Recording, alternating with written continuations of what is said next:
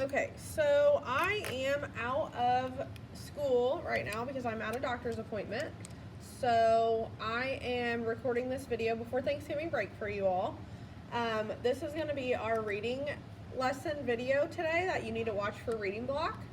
And then you guys will have a separate Seesaw activity to do by yourselves on Seesaw like normal. After our live reading lesson, it's just going to be pre-recorded. So I'm going to record it ahead of time. And then after this, when you watch this video, after that, you'll have a Seesaw activity that you need to complete, okay? So this is our live Zoom lesson for reading for Monday, November 30th. So this week in reading, you will need your reading book. It should say 2.2 on the front. You will need your reading book, and we're going to talk about fables today. So I have this anchor chart for you. It's also in page 23 of your big, thick Unit 2 reading book, okay? So fable anchor chart. What is the purpose of a fable? To entertain and to teach a lesson. So when we read a fable, we're going to read one today together. A fable is just a story that will entertain you to teach you a lesson about something. It'll teach the characters something. So in the story, the setting may not be real. The story is short. Characters are usually animals that act like people. The story ends with a lesson or a moral, and the moral is the theme. So in the story, the characters are usually animals. The setting could or may not be real, and it's going to teach the characters a lesson of some kind. So that is a fable. And then today, we're going to read a fable that is called The Lion and the Mouse. So I'm going to read this to you, and then you guys are I'm going to walk you through some questions on the inside of the little book, and then you guys will finish up the questions on Seesaw. So, The Lion and the Mouse. This is a little fable. Here we go. A lion lay asleep in the forest with his large head resting on his paws. A little mouse stumbled upon the lion. This scared the little mouse, and she ran across his nose. The lion awoke quickly and caught the tiny mouse between his paws. "Please," cried the poor mouse, "please let me go, and someday I will help you." The lion laughed and said, "But you are so small. How could you ever help me?" The lion laughed so hard that he had to hold his belly, allowing the mouse to escape. Some days later, the lion was caught on a hunter's trap.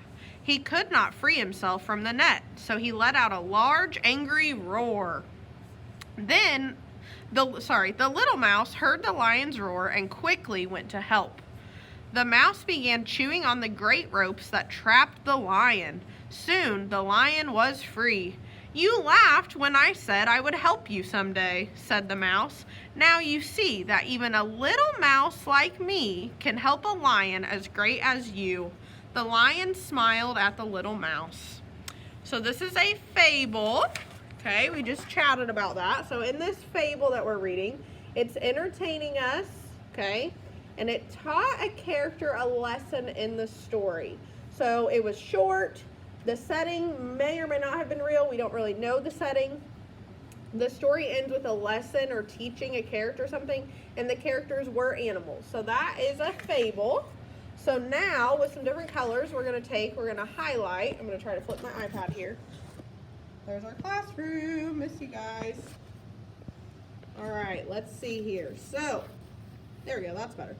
We're going to underline with some different colors here. And when you do the rest of these on Seesaw, the two at the bottom, the brown and green, if you don't have those colors on Seesaw, I'm not sure that you do, then you can just pick whatever color and just color in the crayon of whatever color you use, okay?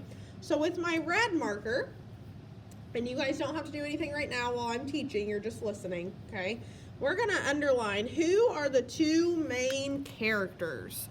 So with my red, we're going to underline a lion, that's a main character, and then a little mouse.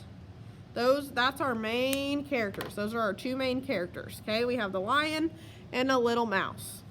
With our orange marker, crayon, whatever, we're going to find where does the story take place.